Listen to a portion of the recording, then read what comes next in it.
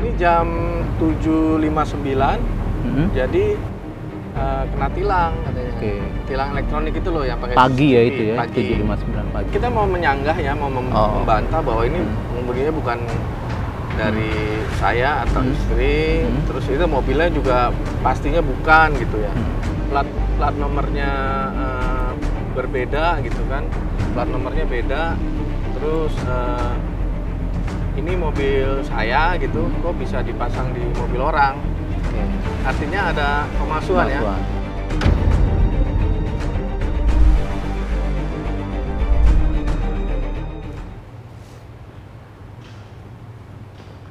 Halo Sobat Grid Auto, beberapa hari yang lalu sempat viral ada pemberitaan mengenai tilang elektronik dengan kendaraan yang nomor polisinya dipalsukan. Kebetulan di sebelah saya ini ada Pak Billy. Halo, selamat siang Pak Billy. Halo, siang. Sehat ya Pak ya? Ya, Nah, salam buat pemirsa Grid Auto. Siap. Beliau ini kebetulan juga kru redaksi dari gridauto.com dan menjadi korban dari penyalahgunaan nomor polisi palsu. Bener, kena tilang Pak? Iya. Gimana itu? Jadi, ini sedikit saya mundur ya. Tanggal 6 Januari itu istri saya di rumah nanya, mobil di rumah HR-V itu siapa yang pakai ya? Di tanggal 31 Desember. Oh, pas tahun baru ya? Pas mau menjelang tahun baru ya? Tahun baru. Terus saya pikir-pikir kayaknya di rumah aja deh. Saya juga dari pagi kan juga ada kegiatan gitu ya. Terus ini jam 7.59, jadi kena tilang katanya. Tilang elektronik itu loh yang pakai pagi CCTV, ya itu ya, pagi. 7.59 pagi. Oh ya, saya juga jadi bingung kan. Terus dia kasih surat ini, Pak Hendra. Ya. Surat ini ya. Oh, surat tilang ya, elektronik surat tilang ya? nih dari Ditlantas Polda Metro Jaya. Oke. Saya bukalah, itu ada 3 lembar. 3 lembar.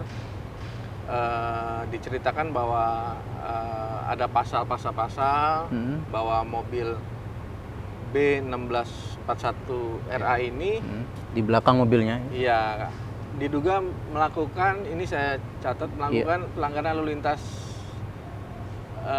di lokasinya Puskurbuk Daerah Selatan. mana itu ya? Itu kalau nggak salah di jalan area Gunung Sari ya. Oh, Jalan Jakarta Gunung Sari, Pusat Jakarta ya? Pusat. Oke. Jamnya jam 7.59, nggak pakai seat belt. Oh, pelanggarannya tidak menggunakan seat belt. Nggak menggunakan seat belt. Terus juga ada bukti foto. Oke. Bukti fotonya ibu-ibu, ada 2 orang. Yang nggak pakai itu yang driver seatnya. Oke. Nah, terus yang saya bingung itu plat nomornya kok sama ya? Plat nomornya sama, plek-tiplek gitu. Hanya di bawahnya itu kan ada bulan dan tahun habisnya ya, kalengnya itu ya. Iya. Kalau yang di foto tilang itu bulan 8 2024. Oke. Kalau yang ini kan bulan 4 2025. Oh, oke. Jadi berbeda. Berbeda ya, apa namanya, masa berlaku dari STNK itu ya? Iya, ya plat nomor ya, kalengnya ya. Selain plat nomor, ada lagi nggak ciri hal yang membedakan dari pengendara dengan nomor palsu dengan mobil yang dimiliki oleh Pak Billy? Ya, kalau menurut saya, kalau yang di bukti tilang itu, etle itu, yang surat konfirmasi dikirim ke saya itu, mobil tersebut tipenya yang 1800 cc. Oke. 1,8 ya. Oke. Prestige. Karena kita bisa lihat di situ ada sunroofnya, terus juga lampunya tuh proyektor, terus logo Hondanya warna merah, udah dimodifikasi. Sama spionnya kayaknya kayak dilapis karbon gitu, hitam. Oke, setelah tahu dapat surat tilang, apa langkah selanjutnya yang dilakukan? Ya, saya juga bingung ya, karena gini, saya coba ikutin di surat itu, karena ini baru pertama kali gitu. Saya juga nggak tahu, saya juga belum pernah ditilang elektronik. Kita ikuti langkahnya di di apa namanya ada barcode-nya. Oh, di aplikasi dari tilang elektronik itu ya? Handphone, terus masuk ke situ, terus di refer ke website atau apps.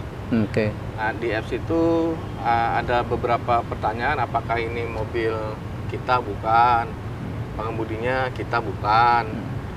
Nah, terus ya saya coba isi ya. Tapi cuman di ujungnya saya nggak ngerti itu karena ini kan sebenarnya kita mau menyanggah ya, mau membantah bahwa ini pengemudinya bukan dari saya atau istri, terus itu mobilnya juga pastinya bukan gitu ya. Nah, terus di bawahnya tuh dia ada sanggahan, jadi semuanya harus ngakuin. Nah, jadi saya agak bingung juga ngisinya. Oh, pada saat untuk mengkonfirmasi di apps itu ya, tidak bisa untuk menyanggah atau ada apa pilihan untuk menyanggah tapi tidak bisa dikonfirmasi. Iya, jadi kayaknya sih di situ harus ngaku dulu, terus mungkin nanti harus bayar dulu. Akhirnya saya coba lapor lah gitu kan ya. Oke, lapor ke di situ kan ada posko etle ya. Oke. Posko etle di kawasan Tebet. Oh, Pancoran, Jakarta Selatan. Itu ke dinas di Gakum. Direktorat Lalu Lintas Gakum ya. Penegakan hukum ya. Oke. Nah, sampai di Gakum apa yang dilakukan oleh Pak Billy? Oh ya, ini saya juga mau kasih apa?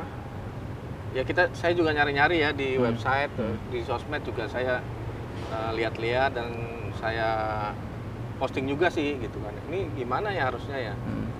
Nah, sebenarnya ada dua hal yang saya pengen tanyain tuh. Pertama, ini kok bisa ya plat nomornya berbeda gitu kan? Plat nomornya beda. Terus ini mobil saya gitu, kok bisa dipasang di mobil orang? Artinya ada pemalsuan ya. Mungkin di sini bukan hanya lalu lintas gitu, pasti ada semacam pidananya gitu ya. Pemalsuan dokumen gitu kan. Nah, pemalsuan dokumen, terus ini harusnya gimana? Nanti mungkin ditindak sama polisi lalu lintas juga kaitannya sama kriminal gitu, reskrim. Yang kedua saya juga nanyain itu caranya gimana supaya sanggah gitu. Apakah bisa lewat online atau saya harus datang? Padahal kan lagi pandemi gini ya, COVID ya. Saya sebenarnya nggak ini ya kan sesuai juga anjuran pemerintah jangan kemana-mana gitu ya. Nah akhirnya saya dapat informasi harus datang tuh. Oh, jadi harus datang ke Gakum itu ya? Ya, harus datang. Tujuannya untuk mengkonfirmasi. Jadi kita diharapkan mengkonfirmasi apakah betul ini mobilnya, terus nanti ada surat-surat juga dibawa. Oh. Ini juga harus dibawa, terus diisi, nanti dikonfirmasi ada KTP sesuai yang di STNK. Terus nanti saya yang mengkonfirmasi nanti ada SIM dan lain-lain.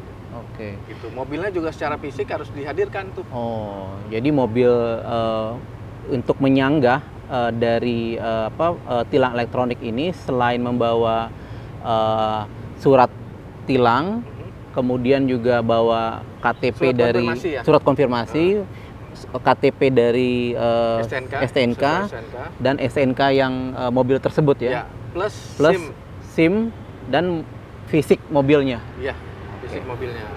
Nah, di kantor Gakum itu ada mengisi form-form atau apa saja yang harus dilakukan oleh orang yang ingin mengkonfirmasi? Sebenarnya formnya hanya form yang konfirmasi aja. Jadi harus diisi, terus nanti difotokopi di sana dokumen-dokumen kita. Terus prosesnya sih nggak lama ya. Berapa lama tuh proses untuk memang konfirmasi? Sebagai warga negara yang baik kan, tadi sempat ada pertanyaan gitu dari teman-teman juga. Kok kita yang jadi korban, kita yang repot-repot datang gitu mengkonfirmasi ya. Tapi kan ya mau gimana lagi ya, kita ikut patuh di hukum lah ya soal ini ya. Jadi saya datang mengisi seperti yang tadi itu, ketemu dengan petugas di sana, perwira. Nah setelah soal dokumen dan lain-lain selesai, mobilnya kita cek bareng-bareng oke. gitu. Oke. Nah ini di belakang juga ada mobilnya ya. Oke. Nah, sebenarnya mobil yang ini itu 1500 cc. 1500 cc. CVT tahun 2015. Jadi udah agak lama gitu ya. Nah yang di foto itu di tilang itu sepertinya sih tahun sebelum 2018. Oke. Karena setelah 2018 itu facelift ya. Ada sedikit perubahan. Oke. Jadi setelah difoto selesai prosesnya. Ya, saya memberitahu petugas ini mobilnya kondisinya begini, tidak ada sunroof, terus beda lambangnya yang di depan itu kalau yang ditilang kan merah di bukti tilang, terus sebenarnya ini saya ada sedikit modifikasi ya. Jadi fendernya ini dicat. Oh, oke. Aslinya itu hitam. Ya zaman dulu lah ya, mau dibikin beda-beda dikit sama peleknya diganti yang 1800, tapi lainnya standar.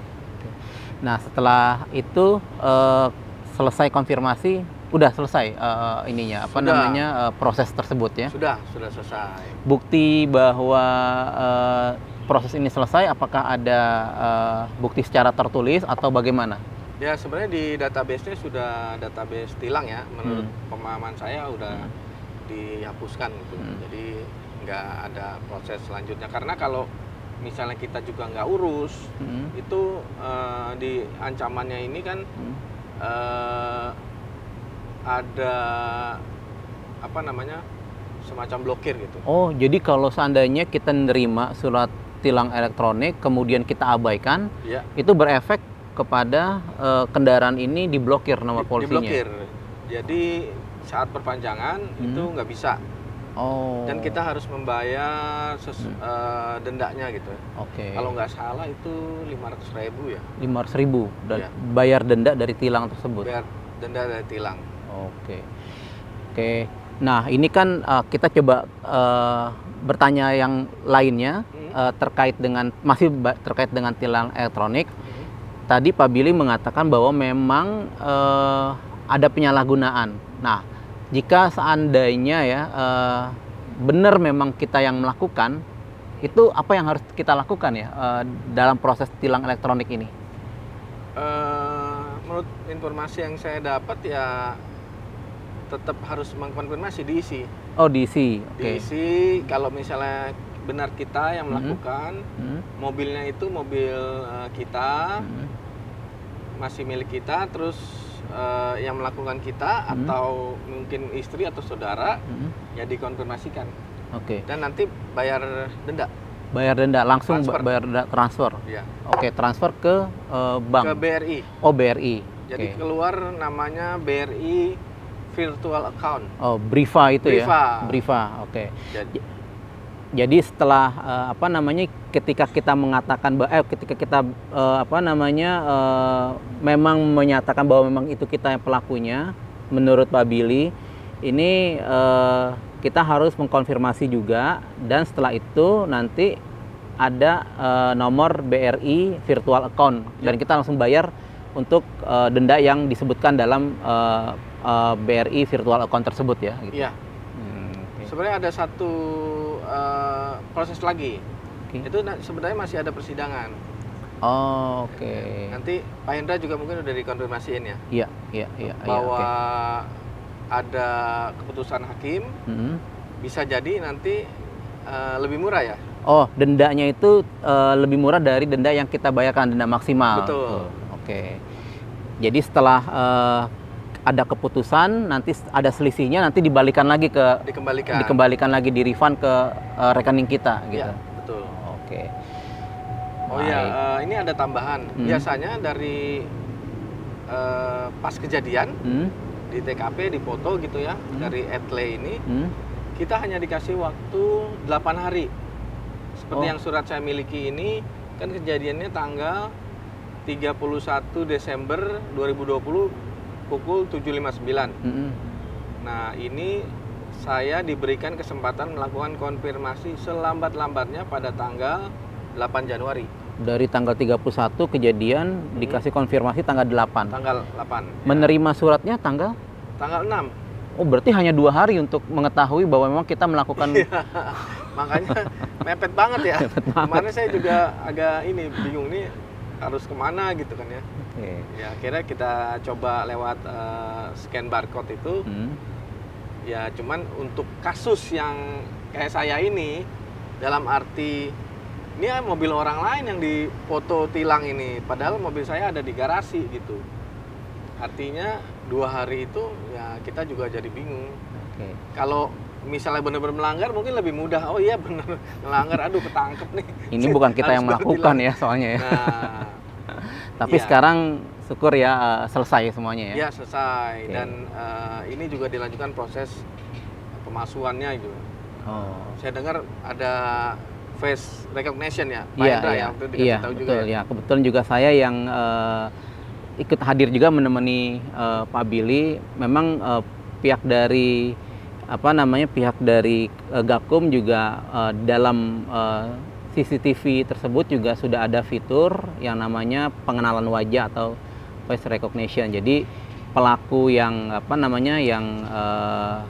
melakukan pemalsuan tersebut secara tampilan sudah terekam oleh face recognition itu. Jadi ketika melewati jalur-jalur etle itu secara otomatis nanti akan ada sinyal atau alarm yang akan memberitahu bahwa oh ini pelakunya, dan itu akan dikirim oleh CCTV tersebut ke pusat data di NTMC.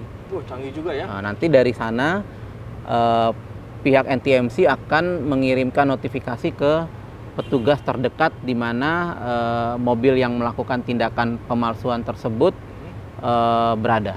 Gitu.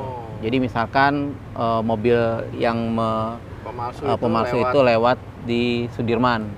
Nah, nanti sinyal atau alarm di NTMC itu akan berbunyi menyatakan bahwa dari face recognition itu akan memberitahu bahwa ini ada posisinya tuh di daerah Sudirman. Nah, nanti pihak NTMC akan mengirimkan notifikasi kepada petugas ada pelaku dari yang terduga sebagai pelaku pemalsuan tersebut. Wah, berarti ini pelakunya mobilnya harus segera dimodifikasi.